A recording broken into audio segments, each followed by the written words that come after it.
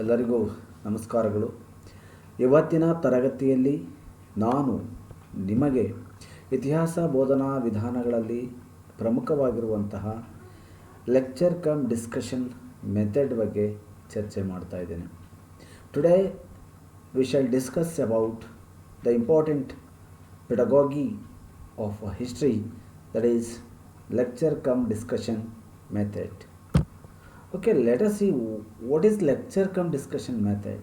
ಮೊದಲನೇದಾಗಿ ನೋಡೋಣ, lecture cum discussion method ಅಂದರೆ ಏನು. Lecture cum discussion method is not a single method. ಇದು ಒಂದು ಬೋಧನಾ ವಿಧಾನ ಮಾತ್ರ ಅನ್ಸ್ಕೊಳ್ಳೋದಿಲ್ಲ. It is the combination of two methods, that is discussion method as well as the lecture method. ಸಾಮಾನ್ಯವಾಗಿ ಉಪನ್ಯಾಸ ಪ್ರಾತ್ಯಕ್ಷಿಕ ವಿಧಾನ ಅಂತಲೂ ಕೂಡ ಇದನ್ನು ಕರೀತಾರೆ, ಉಪನ್ಯಾಸ ಚರ್ಚಾ ವಿಧಾನ ಅಂತಲೂ ಕೂಡ ಇದನ್ನು ಕರೀತಾರೆ.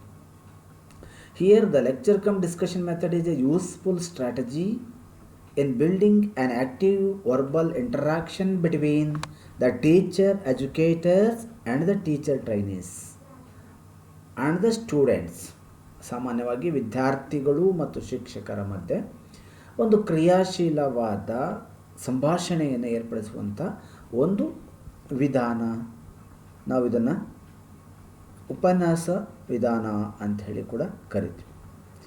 Mostly teachers deliver their lectures and leave the classes. It is desirable to give at least some time, minimum 10 minutes, after the lecture for discussion among the students and teacher in the classroom, so that students experiences, comments, views and difficulties in understanding any point or portion of the lecture. ಸಾಮಾನ್ಯವಾಗಿ ಉಪನ್ಯಾಸಕರು 10 ನಿಮಿಷಗಳ ಕಾಲ ಅಥವಾ 20 ನಿಮಿಷಗಳ ಕಾಲ ಒಂದು ವಿಷಯದ ಬಗ್ಗೆ ಚರ್ಚೆ ಮಾಡಿ 10 ನಿಮಿಷಗಳ ಅವಕಾಶಗಳನ್ನು ವಿದ್ಯಾರ್ಥಿಗಳಿಗೆ ನೀಡ್ತಾರೆ. Let them discuss in a group.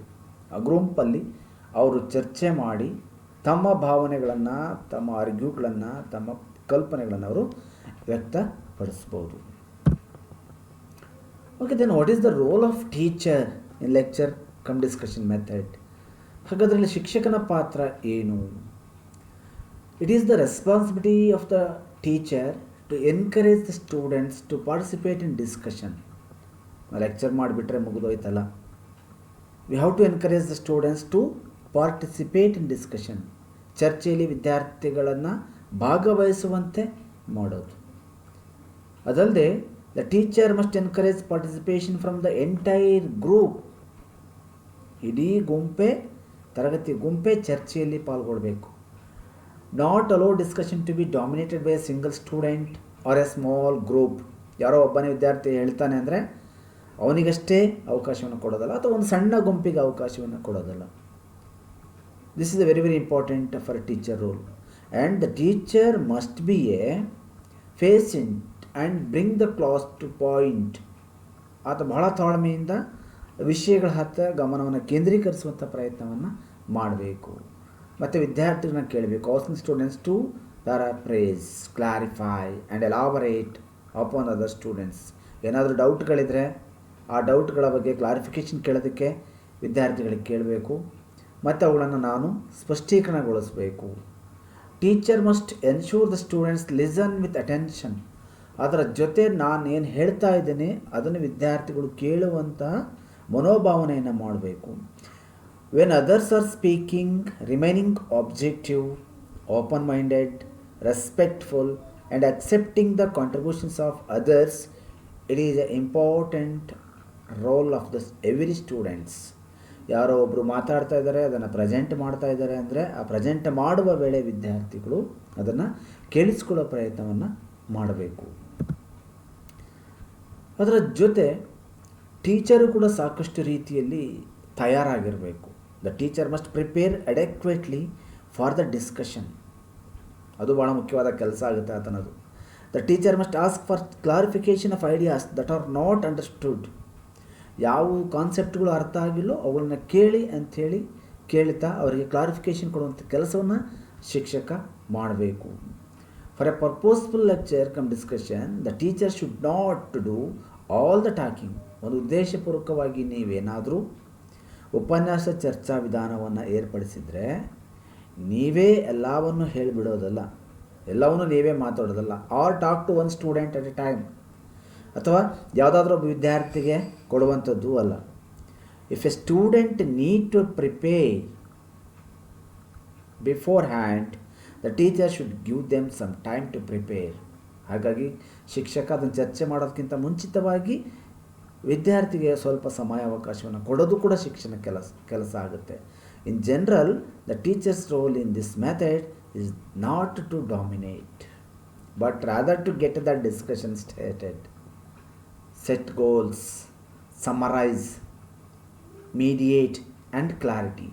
ಇಲ್ಲಿ ಶಿಕ್ಷಕ ಸರ್ವಾಧಿಕಾರ ಅಂತ ಚರ್ಚೆ ಕೊಟ್ಟು ಆತನನ್ನು ನಿಭಾಯಿಸೋದಲ್ಲ, ಅದರ ಬದಲಾಗಿ ಗೊಂದಲಗಳನ್ನು ಬಗೆಹರಿಸಬೇಕು, ಅದನ್ನು ಸಾರಾಂಶೀಕರಿಸಿಕೊಂಡು ವಿದ್ಯಾರ್ಥಿಗಳಿಗೆ ಅರ್ಥ ಮಾಡುವಂಥ ಪ್ರಯತ್ನವನ್ನು ಮಾಡಬೇಕು. This is the role of teacher in lecture cum discussion method. Then what are the consideration points in lecture cum discussion method, or some certain principles in lecture cum discussion method? ಉಪನ್ಯಾಸ ಚರ್ಚಾ ವಿಧಾನದಲ್ಲಿ ಕೆಲವು ತತ್ವಗಳನ್ನು ಅನುಸರಣೆ ಮಾಡಬೇಕಾಗುತ್ತೆ. ಕಲಿಕಾರ್ಥಿ ಅರ್ಥಪೂರ್ಣವಾಗಿ ಕಲಿಬೇಕು, ಒಂದನೇದು. ಎರಡನೇದು, ಶಿಕ್ಷಕ ಕಲಿಕಾರ್ಥಿಯ ಅಗತ್ಯತೆಗಳನ್ನು ಈಡೇರಿಸಬೇಕು. ಮೂರನೇದು, ನಾವು ಆಯ್ಕೆ ಮಾಡಿಕೊಂಡಿರ್ತಕ್ಕಂಥ ಕಂಟೆಂಟ್ ಅಥವಾ ವಿಷಯ ವಸ್ತು ಲೆಕ್ಚರ್ ಕಮ್ ಡಿಸ್ಕಷನ್ನಿಗೆ ಅನುಗುಣವಾಗಿ ಇರಬೇಕು, ಅಥವಾ ಅದಕ್ಕೆ ಸಂಬಂಧಪಟ್ಟಂತೆ ನಾವು ಆರ್ಗನೈಸ್ ಮಾಡಿಕೊಂಡಿರಬೇಕು. ನಾಲ್ಕನೇದು, ಉಪನ್ಯಾಸ ಚರ್ಚಾ ವಿಧಾನವು ವಿದ್ಯಾರ್ಥಿಗಳಲ್ಲಿ ಆಸಕ್ತಿ ಬರೆಸುವಂತಿರಬೇಕು. ಐದನೇದು, ಕೊನೆಯವರೆಗೂ ಕೂಡ ವಿದ್ಯಾರ್ಥಿಗಳ ಗಮನವನ್ನು ಕೇಂದ್ರೀಕರಿಸುವಂತಿರಬೇಕು. ಅದರ ಜೊತೆ ಶಿಕ್ಷಕ ಉಪನ್ಯಾಸಕ್ಕೆ ಒಂದು ನಿಜವಾದ ವಿಷಯಗಳನ್ನು ಆಯ್ಕೆ ಮಾಡಿ ತರಬೇಕು. ಏಳನೇದು, ನಾವು ಮಾಡುವಂತಹ ಬೋಧನಾ ವಿಧಾನ ಪ್ರತಿಯೊಬ್ಬ ವಿದ್ಯಾರ್ಥಿಗಳು ಕೂಡ ದೈಹಿಕವಾಗಿ ಭಾಗವಹಿಸಿ ಕೇಳುವಂತಿರಬೇಕು. He should working on her communication ability to come to the level of students. ವಿದ್ಯಾರ್ಥಿಗಳ ಮಟ್ಟಕ್ಕನುಗುಣವಾಗಿ ಆತ ಚರ್ಚೆ ಮಾಡುವಂಥ ಪ್ರಯತ್ನವನ್ನು ಮಾಡಬೇಕು.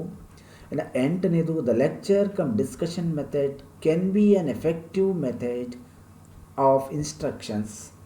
ಸಾಮಾನ್ಯವಾಗಿ ಉಪನ್ಯಾಸ ಚರ್ಚಾ ವಿಧಾನವು ಒಂದು ಅತ್ಯುತ್ತಮವಾದ ನಿರ್ದೇಶಗಳನ್ನು ನೀಡುವಂಥ ಒಂದು ಬೋಧನಾ ವಿಧಾನ ಆಗಿರಬೇಕು. Then what is the procedure of lecture cum discussion method? ಹಾಗಾದರೆ ಉಪನ್ಯಾಸ ಚರ್ಚಾ ವಿಧಾನದಲ್ಲಿ ಕೆಲವು ನಿಯಮಗಳು ಏನಿದೆ, ಯಾವ ಮಾರ್ಗಗಳನ್ನು ಅನುಸರಣೆ ಮಾಡಿಕೊಳ್ಬೇಕು? ಮೊದಲನೇದಾಗಿ ನೋಡೋದಾದರೆ, it involves active participation of the part of both teacher and students. ನಾನೊಬ್ಬ ಆಕ್ಟಿವ್ ಆದರೂ ಆಗಲಿಲ್ಲ, ಮತ್ತು ವಿದ್ಯಾರ್ಥಿಗಳು ಕೂಡ ಆಕ್ಟಿವ್ ಆಗಿರಬೇಕು, ಮೊದಲನೇ ನಿಯಮ. ಎರಡನೇದು, ಕೇವಲ ಇದು ವಿಷಯವನ್ನು ಪ್ರಸ್ತಾಪ ಮಾಡೋದಲ್ಲ, ಅದಲ್ಲದೆ ಇದು ತಮ್ಮ ಐಡಿಯಾಗಳನ್ನು ಹಂಚಿಕೊಳ್ಳುವಂತಿರಬೇಕು. ಅದರ ಪ್ರೊಸೀಜರ್ ಇಟ್ಕೊಂಡು ನಾವು ಲೆಕ್ಚರ್ ಕಮ್ ಡೆಮಾನ್ಸ್ಟ್ರೇಷನನ್ನು ಮಾಡುವಂಥ ಪ್ರಯತ್ನವನ್ನು ಮಾಡಬೇಕು. ದೆನ್ ಅದರ ಜೊತೆ ಗುಡ್ ಸ್ಟ್ರಾಟಜಿ ಕ್ರಿಯೇಟ್ ಮಾಡೋದಕ್ಕೆ ಕೂಡ ಪ್ರಯತ್ನವನ್ನು ಮಾಡಬೇಕಾಗುತ್ತೆ. ಹಾಗಾಗಿ ಆ ದೃಷ್ಟಿ ಇಟ್ಕೊಂಡು ಕೂಡ ಇದನ್ನು ಪ್ರಯತ್ನವನ್ನು ಮಾಡಬೇಕು. ಹೀಗೆ ಅನೇಕ ಅಂಶಗಳು ಇಟ್ಕೊಂಡು ನಾವು ಲೆಕ್ಚರ್ ಕಮ್ ಡಿಸ್ಕಷನ್ ಮೆಥಡನ್ನು ಆಯೋಜನೆಯನ್ನು ಮಾಡಬೇಕಾಗುತ್ತೆ. ಅದರ ಜೊತೆ ಇದರ ಕೆಲವು ಗುಣಗಳು ಏನು? ಲೆಕ್ಚರ್ ಕಮ್ ಡಿಸ್ಕಷನ್ ಮೆಥಡ್ನ ಗುಣಗಳು ಏನಪ್ಪ ಅಂದರೆ, it encourages the students to learn. It creates the democratic environment. ವಿದ್ಯಾರ್ಥಿಗಳನ್ನು ಎನ್ಕರೇಜ್ ಮಾಡುತ್ತೆ, ಪ್ರಜಾಪ್ರಭುತ್ವ ವಾತಾವರಣವನ್ನು ನಿರ್ಮಾಣ ಮಾಡುತ್ತೆ, ಮತ್ತು ಕೆಲವು ಕಂಟೆಂಟ್ ಮಟೀರಿಯಲ್ಗಳನ್ನು ಇಂಪ್ರೂವ್ ಮಾಡಲಿಕ್ಕೆ ಅದು ಅನುಕೂಲ ಆಗುತ್ತೆ. ಅದಲ್ಲದೆ it improves the communication skill. ಸಂವಹನ ಕೌಶಲ್ಯ ವಿದ್ಯಾರ್ಥಿಗಳಲ್ಲಿ ಬೆಳೆಸಲಿಕ್ಕೆ ಸಾಧ್ಯತೆ ಆಗುತ್ತೆ. ಅಬೌಟ್ ದ ಪಾಸಿಟಿವ್ ಆಟಿಟ್ಯೂಡ್, ವಿದ್ಯಾರ್ಥಿಗಳಲ್ಲಿ ಧನಾತ್ಮಕ ಮನೋಭಾವನೆ ತರಲಿಕ್ಕೆ ಇದು ಸಾಧ್ಯತೆ ಆಗುತ್ತೆ. ಆ ದೃಷ್ಟಿ ಇಟ್ಕೊಂಡು ಕೂಡ ಪ್ರಯತ್ನ ಮಾಡ್ತಾರೆ. It helps in assessing a factual knowledge. ನಿಜವಾದ ಸತ್ಯವನ್ನು ತಿಳಿಲಿಕ್ಕೆ ಅದು ಅನುಕೂಲ ಆಗುತ್ತೆ. ಅದಲ್ಲದೆ ಇದು ಕೆಲವು ಅನಾನುಕೂಲತೆಗಳನ್ನು ಕೂಡ ಹೊಂದಿದೆ. ಸಾಮಾನ್ಯವಾಗಿ ಇದು ಉತ್ತಮವಾದ ವಿದ್ಯಾರ್ಥಿಗಳಿಗೆ ಮಾತ್ರ ಅನುಕೂಲ ಅಂತ ಹೇಳ್ತಾರೆ, ಹೈಸ್ಕೂಲ್ನ ಮಟ್ಟಕ್ಕಲ್ಲ ಅಂಥೇಳಿ. ಹಾಗಾಗಿ ಈ ಲೆಕ್ಚರ್ ಕಮ್ ಡಿಸ್ಕಷನ್ ಮೆಥಡನ್ನು ಪ್ರಾಪರಾಗಿ ನಾವು ಆರ್ಗನೈಸ್ ಮಾಡೋಕ್ಕೆ ಕೂಡ ಕಷ್ಟ ಸಾಧ್ಯ ಆಗ್ಬೋದು. ಯಾಕೆಂದರೆ learning by participating is it is not possible to while assigning.